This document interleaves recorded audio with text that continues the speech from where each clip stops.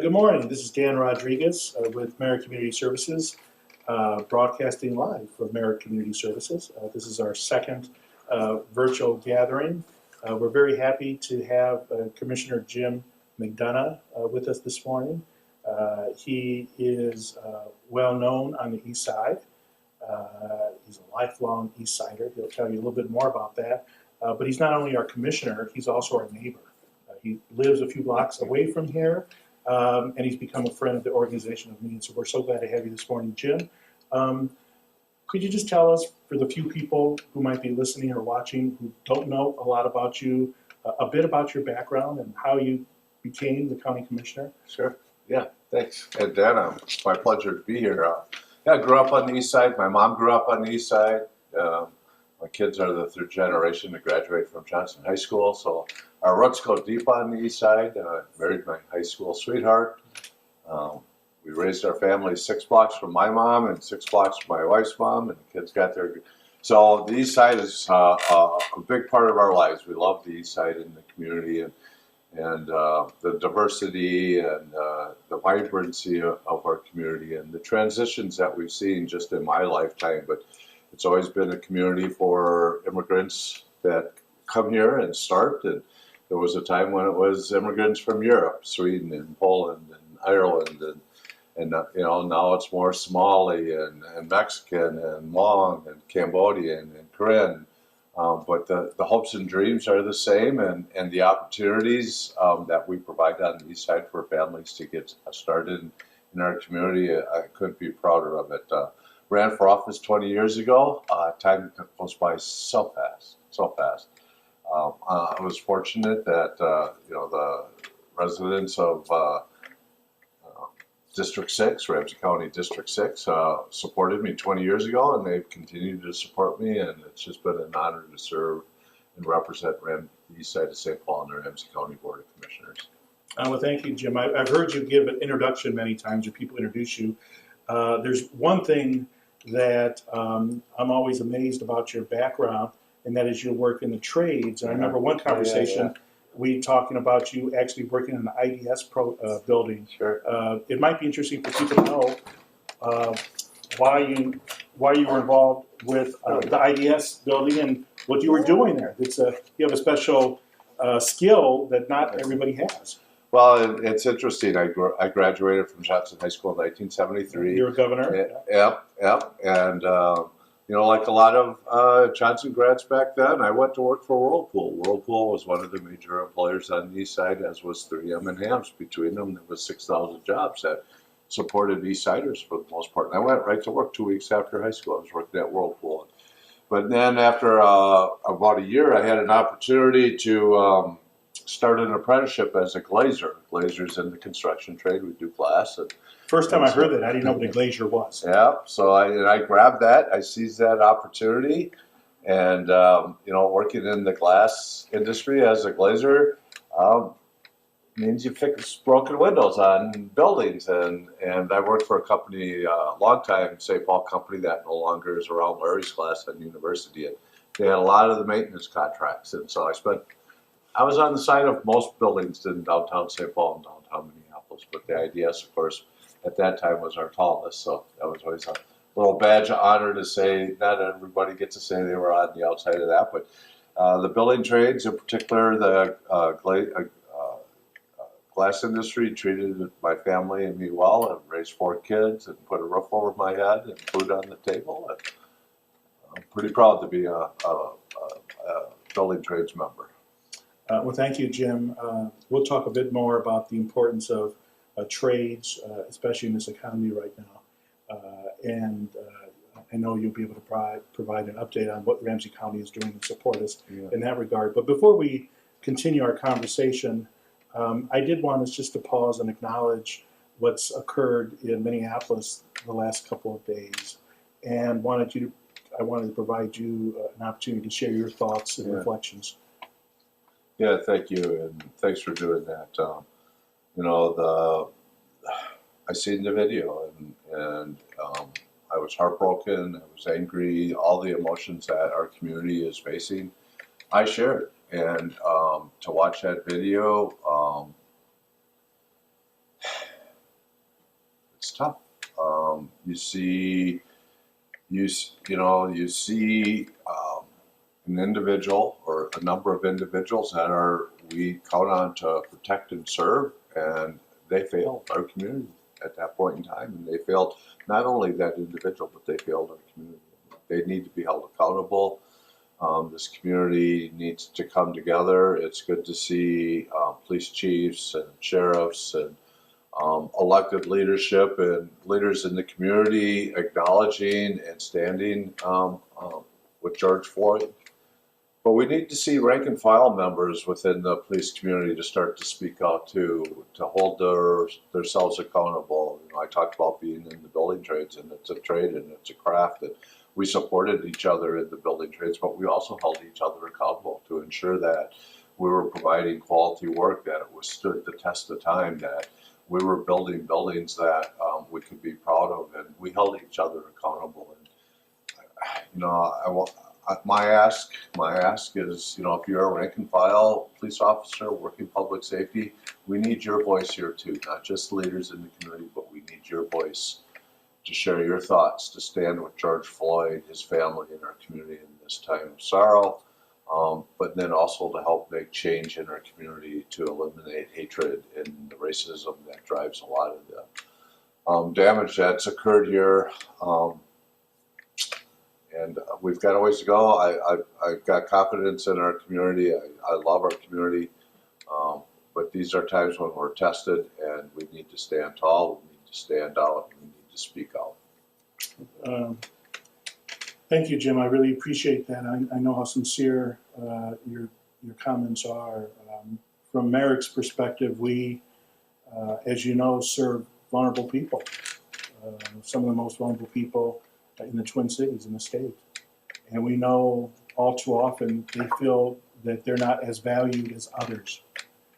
And we do everything we can in how we serve them to remind them of how valuable they are and their innate dignity in everything we do. And then when something like this occurs, it really brings in the question, oh, you see, this is what I thought was the case. And it's impossible to understand. And I join you in calling for accountability and for justice, and hoping we won't experience any more violence or additional loss of life. Sadly, there was another life lost last night, as we were talking earlier, and that also saddens me. So again, thank you for your thoughts. Yeah.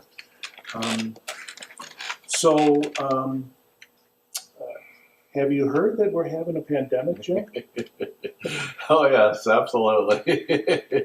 and I have read with great interest that the county, with your leadership, has made some big decisions. And there was a meeting, I guess, a couple days ago where some decisions were made, some votes were taken, and there's some resources available. And I thought it'd be helpful for others to hear directly from you on what is the county doing. In particular, we're interested in as it relates to health, but also, of course, homelessness, unemployment, the economy, food insecurity. So the floor is yours for now. What could you tell us, in addition to what we've read, and maybe just recap what actually took place, and how do you foresee this playing out over the next few weeks? Yeah, a lot has happened in the last few months, and as a county, for the most part, the services we provide are when individuals or families are in crisis, and there's a lot more people in crisis, driven by job loss, driven by many different things, impact on businesses, small businesses in our community, and so we were fortunate. The CARES Act, the third bill that was passed by Congress and signed by the President, working with our National Association of Counties, we were able to get into that where counties over 500,000 got a direct appropriation. Typically, federal funding will come to the state, and the state would decide how to spend that. Most of the time, it stays within the state's jurisdiction, but because the impact is so local and counties have such a big part of providing solutions and providing support. Counties over 500,000 got a direct appropriation. Ramsey County at 549,000 was one of those counties, and we got $96 million directly from the federal government. It's got to be spent by the end of the year. There are requirements, and you can't supplant our budget. We can't spend it on things that we normally would spend it on. It has to help support the community to get through this crisis. And so Tuesday, we approved a proposal from the county manager.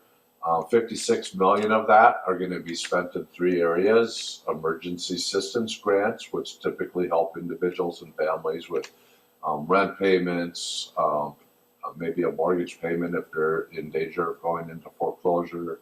Utility payments could help with food, but truly an emergency situation, usually driven by loss of job, or if it's a small business, a family that runs a small business, they haven't been able to generate income. Another area will be focusing in on workforce and workforce training. Even as we slowly reopen, it's going to look different, right? Businesses are going to come and go. A lot of them won't reopen, and when they do, they're going to open up in a different way, maybe. And so we took a chunk of that money, and we're really focusing in on careers, career training, where the jobs are to help support folks and individuals in their community that have lost jobs, to be able to be self-sufficient and support themselves and their families. And then another part of that, 15 million of that 56, is to support very small businesses, which is going to be helpful here on the east side. We have One Village. We have a number of very small family businesses on Payne Avenue, Arcade Street, 7th Street, White Bear, all over the east side, all over our community. There's been a lot of federal and state dollars for businesses, but the smaller you get, the harder it is to get help and support. This money that Ramsey County is for very small, under 20 employees, under $1 million in revenue, up to 7,500 to help with rent payments, to help with keeping themselves positioned so they can reopen, to help with reopening costs, because reopening, you're going to have costs. You got to pay for sanitation and cleansing and yards and plexiglass and all these other things. And so we're going to be there to help. Started yesterday. I encourage all the folks to, any small business owners, to apply. Go to ramseycounty.com or Ramsey County Means Business. Google that, and that will take you to that. And we've got, and we're working with community organizations to help make those connections and help support that work. So Hmong American Partnership, the Asian American Development Corporation, the list is long, Clues, but all these community support groups that are supporting our communities are going to be the ones that are helping navigate and provide support for those business owners. And then we utilized 14 million of that 96 to help cover some costs that we've already incurred. We spent over $8 million just supporting the homeless population, and I'll come back to that a little bit because I spent a lot, every day I spend on our homeless population. And then we've got 26 million here to help support us between now and the end of the year, to help us be prepared and be responsive and flexible to be able to help support our community. One example of that is on Tuesday, we did use a portion of that money to pay for a contract with Doubletree, a hotel downtown St. Paul, to provide rooms for our homeless. And if I could just maybe talk about the homeless and the big issue there, because it's always kind of homeless has been a part of our community for a long time, and it's always there. And so many times it's invisible to so many people that they don't realize it, but there isn't a day when I'm not working on homeless issues. But with the pandemic, it's really changed. Dorothy Day Place, Higher Ground, Safe Space, Union Gospel are 3 overnight shelters. Typically, we can house up to 800 folks, but they're really tight. They're bunks. They're on mats that are like a foot apart, right? So much for social distancing. That doesn't work in a pandemic where you want to keep people 6 feet apart, so you don't have these hot spots, right, within our shelters. So we had to downsize the 3 shelters, 423 beds or mats, to be able to provide that safe space for the individuals we're sheltering, but also for the volunteers and employees that are working there to help support. So that was a huge undertaking. We're not there yet. We're still we're on a good path, but we still have not been able to get there. But the solution to that is hotel rooms. Continental, Doubletree, Capitol Ridge.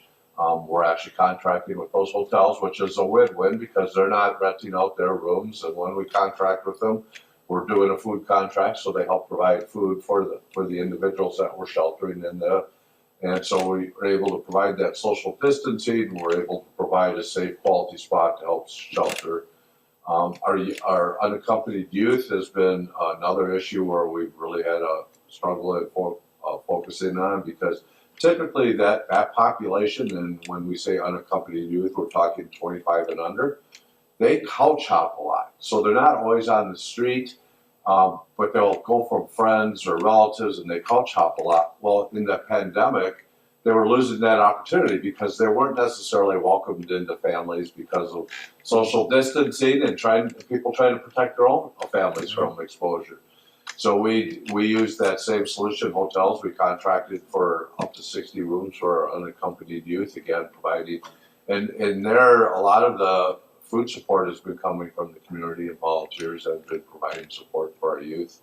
Our families, we always have used hotels as a solution for our families. We don't put families, we have the family service center for our families, but we've always used that. So the cost for us in providing services to the unsheltered and sheltered homeless population is just skyrocketed. We also have homeless, sheltered and unsheltered that start exhibiting symptoms, right?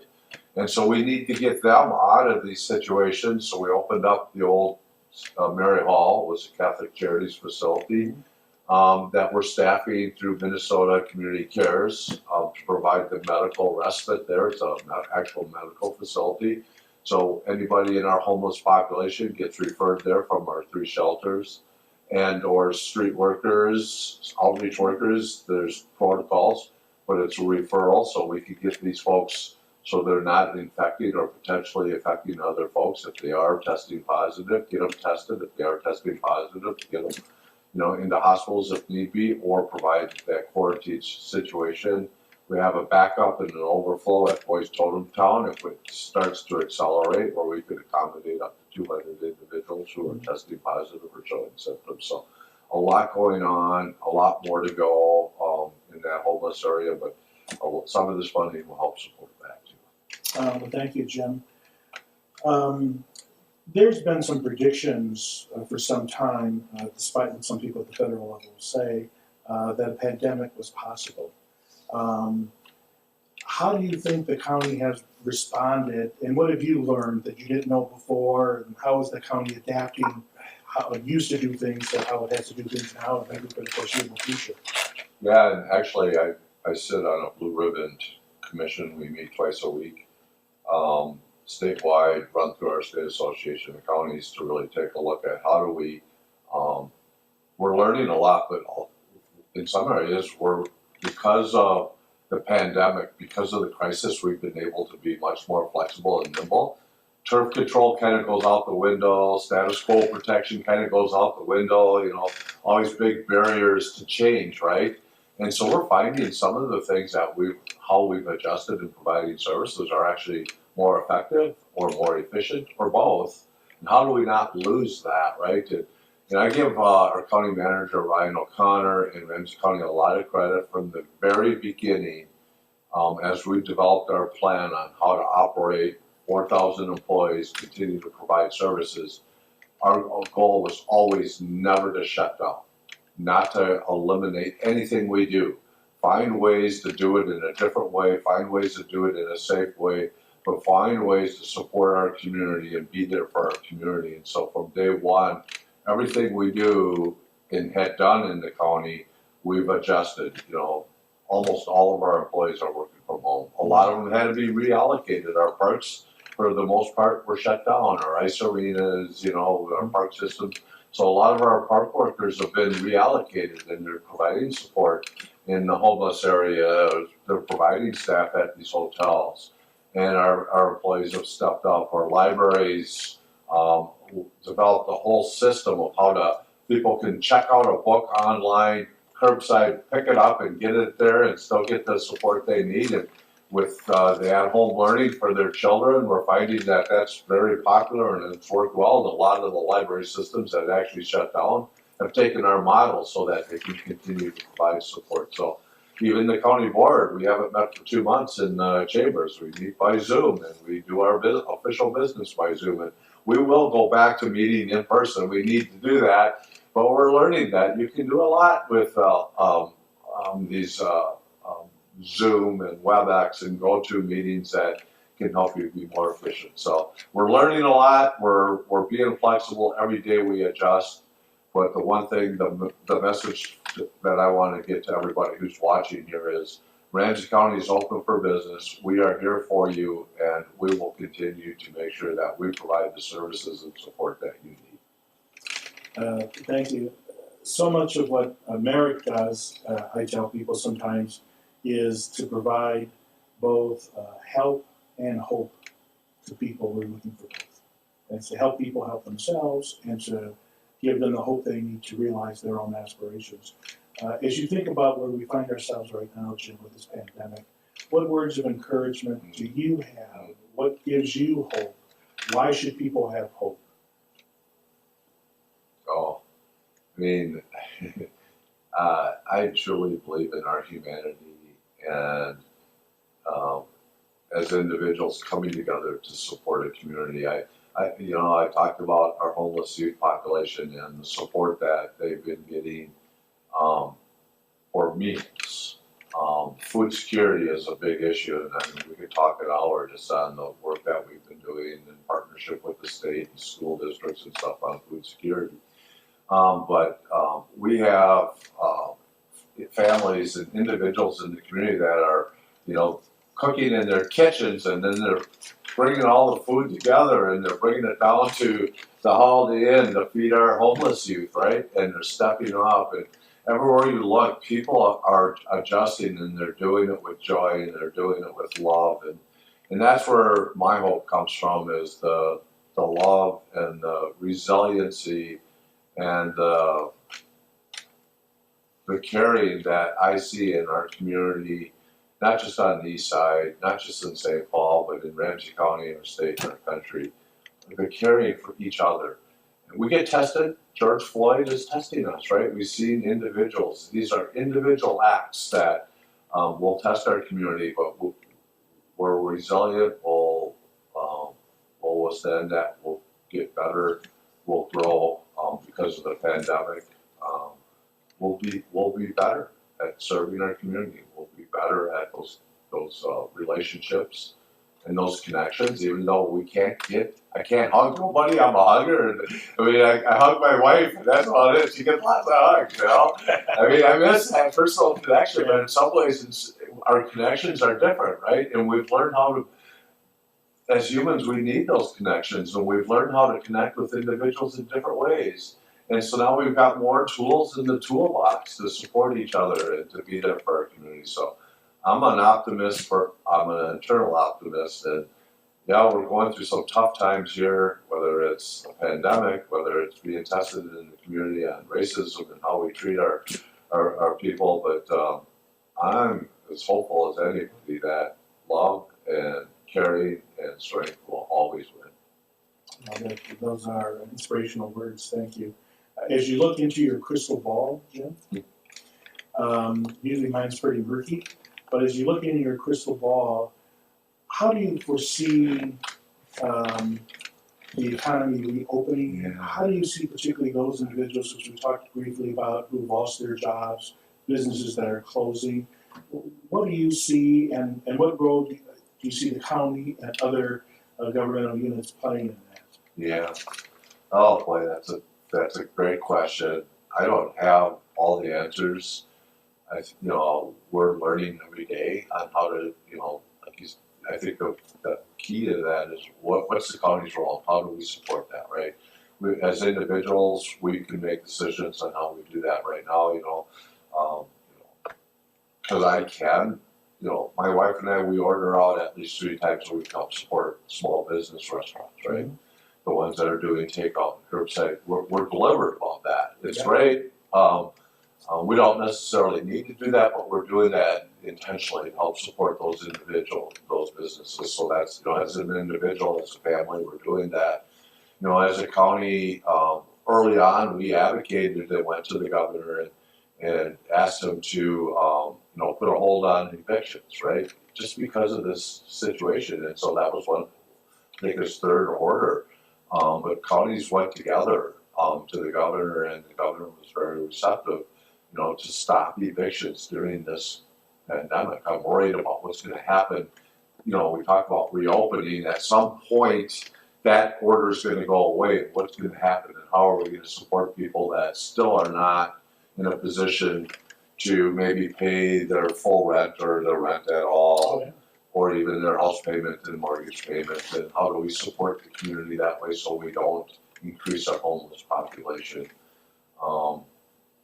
I don't have those answers, but every day we have smart people thinking about that. Every day I think where we get those answers, and the one thing I can mention, and again, you can go to Ramsey County's home webpage, but we pulled together a racial equity team that are doing town hall meetings, and sometimes the answers are actually most of the time the answers are in the community.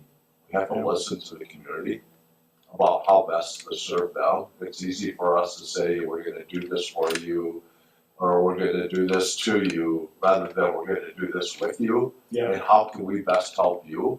And we got to get better at that. And as government, sometimes that's where we fail the most. And I do want to, I have a sense of pride because Ramsey County has taken great strides in that, and listening to the community, to working with the community, to responding to what the community says best can help them get through this crisis. The county Ramsey County has been a leader in this regard. I participated in a number of virtual town hall meetings that the county has hosted on a variety of issues, hunger and employment. We've even had some meetings around seniors and seniors programming as well, and so we really appreciate that leadership.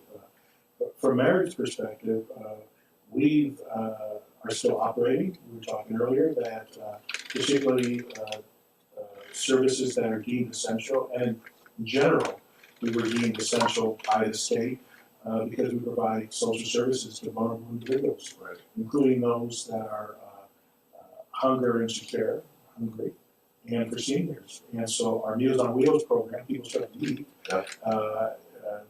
We have modified our program so that we're, as opposed to delivering meals 5 days a week, we're doing it 2 days a week. We unfortunately lost a number of volunteers. Interestingly enough, a good portion of the people who deliver food to our seniors are seniors themselves, and retirees. Right. So we modified that, honoring all of the guidelines from CDC and NVH. Our food shelf, we're doing distribution 4 days a week. We've even increased our distribution because of the increased need out there. So we're doing 4 days a week here at Arcade, and then we're still doing a couple days of work with Women's Health as well, curbside, and following all of the guidelines again. And then we have staff working remotely as well, working with the county and other partners. So we're still at it. The county's still at it. We really appreciate the county as a partner. Really appreciate you, Jim, personally, as a partner. You've supported Merrick over the years. You're our neighbor, so I really have appreciated that. And as we wrap this up, I want everyone to know that this is the second of our virtual gatherings, community conversations. But next month, on June 18th at 8:30, we have our Nourishing Our Neighbors virtual breakfast. We ask people to connect with us and over the breakfast table. Join us to hear more about Merrick and explore how you can support the work we're doing in the community. Thank you, Jim. Thank you, Eastside.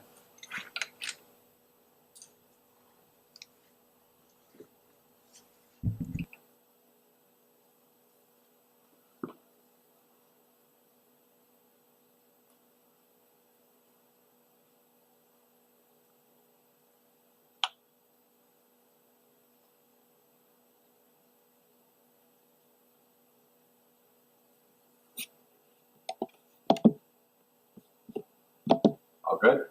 Good. Yes. Did I